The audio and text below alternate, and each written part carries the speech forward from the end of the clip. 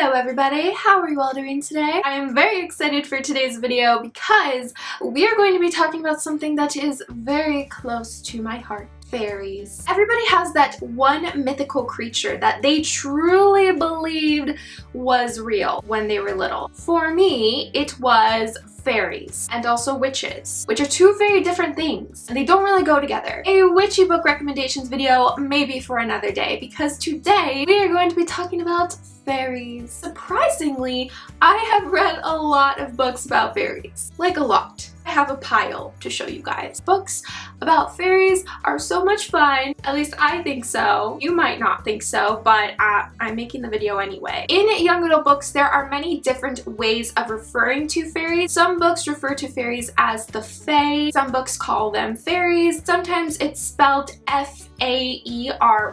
I actually happen to know the history behind all of these different terms because I may or may not have written a 13-page research paper on fairies. Yeah.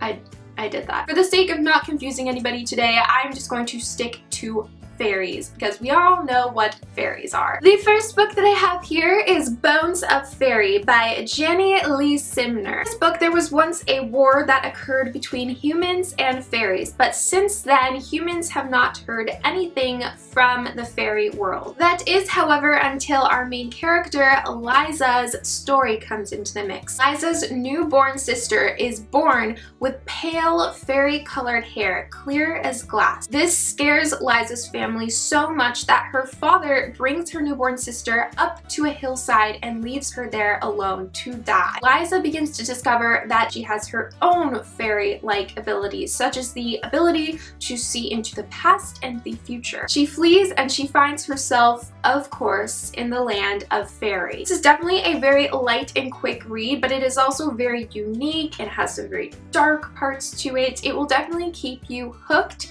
But once again, it is a very quick read, so if that's what you're looking for, this is the book for you. The next book is The Faerie Guardian by Rachel Morgan. In this book, there are what are known as Faerie Guardians, and the role of Faerie Guardians is to protect humans from evil mythical creatures. Our main character, Violet, has been training her whole life to become the best Faerie Guardian that the guild has ever seen. One day, she comes across a human boy who is somehow able to see through her fairy glamour, and without her knowing, he follows her into the fairy realm. This is really bad. It is against the law to bring a human into the fairy realm. Violet may not be able to be a fairy guardian anymore. This is the first book in the Creepy Hollow series. They're really fun fairy books, so I definitely recommend checking it out. And next, we get to talk about one of my favorite books of all time. I've been really excited to talk about this book in this video because I love talking about this book. You know, when you have one of those books where you think about it and you're just like, ah,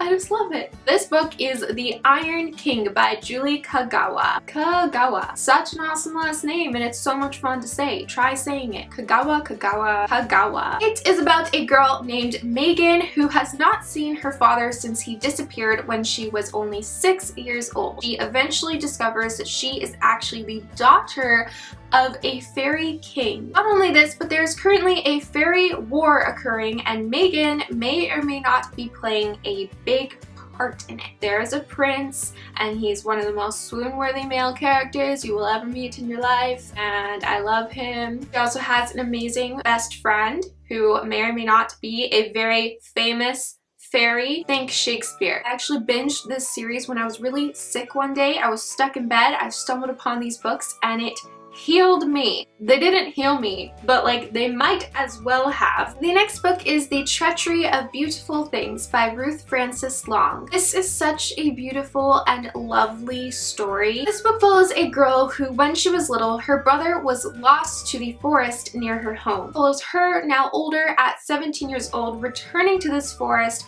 hoping to find her brother. She finds herself being lured into this forest where she comes across deadly creatures, but also this young man by the name of Jack. Jack agrees to help her find her brother, but in order to find him, he has to bring her into the fairy realm. It's just so beautiful and enchanting. Also, the romance in this book is one of my favorites. It's just so sweet and beautiful. I feel like I am using the word beautiful a lot, but that is what this book is. It is just beautiful. Next, I have two books from one of my favorite authors, and she may be one of your favorite authors as well because she's very popular. Lament and Ballad by Maggie Stiefvater. Yeah, she has books about fairies, which not that many people know because they aren't as popular as her other books. Just for a second, imagine Maggie Stiefvater's beautiful poetic writing with fairies. Yes.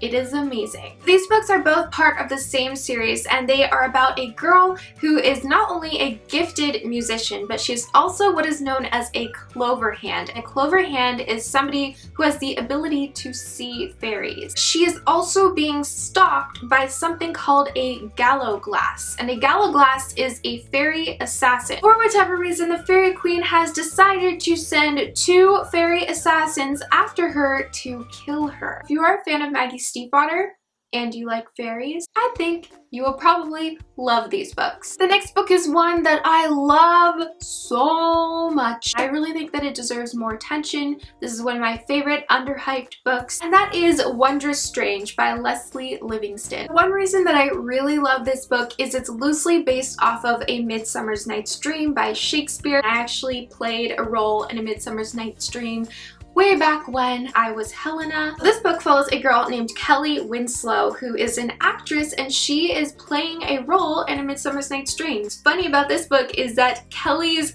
role in A Midsummer's Night's Dream, which is all about fairies, starts to mimic her own real life when one night the gate that keeps the human world and the fairy realm separated is open. The Fae realm starts to leak into the human world. There's also a young man by the name of Sunny Flannery in this book who is part of the fairy realm, and I love Sunny. You will love Sunny too.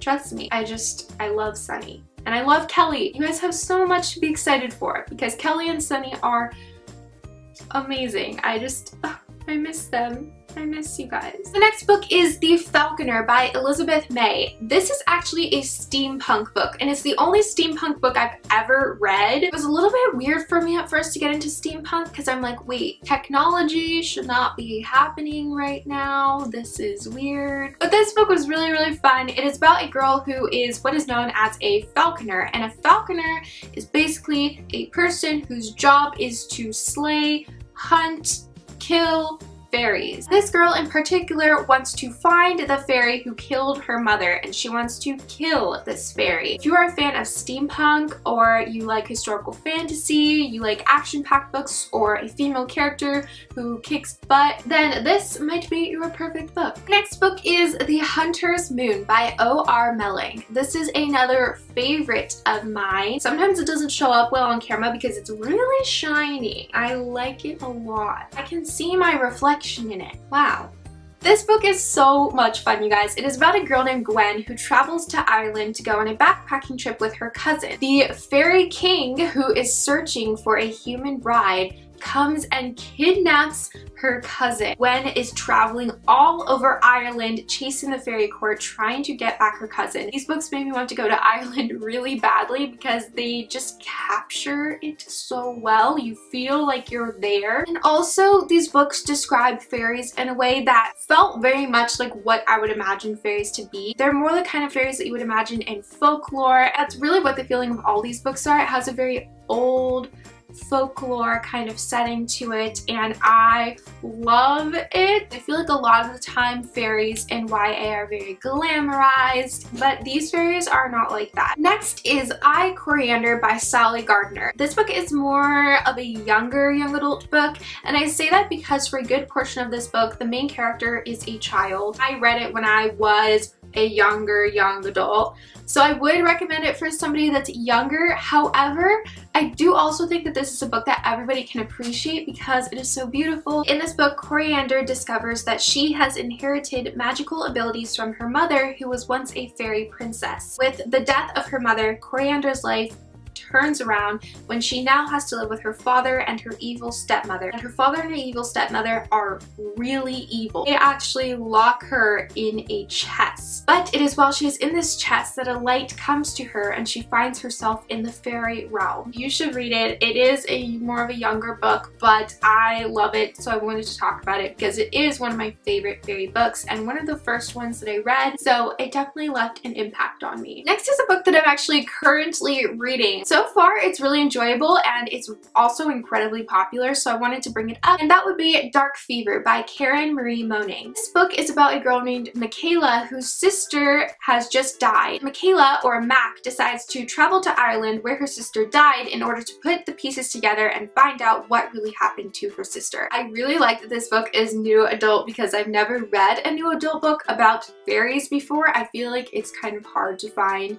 adult or new adult books about fairies. I really like the setting being in Ireland, and the writing is done in a way that always keeps me interested, even in the slower parts. If you are also interested in reading a new adult book about fairies, then definitely check this one out. And those are all of the fairy books that I'm going to talk about today. I also thought it was a good time of year to do this kind of recommendations video because everything is starting to look more like spring, and I associate fairies with the springtime, so it's a perfect time of year to read about fairies. If you also enjoy reading books about fairies, then hopefully this video was helpful for you. I think that will be it for today, so I am going to wrap things up. I hope that you guys enjoyed today's video. If you did, please give it a big thumbs up. I hope that you all go and have yourselves a fabulous day, and I will see you guys next time. Bye!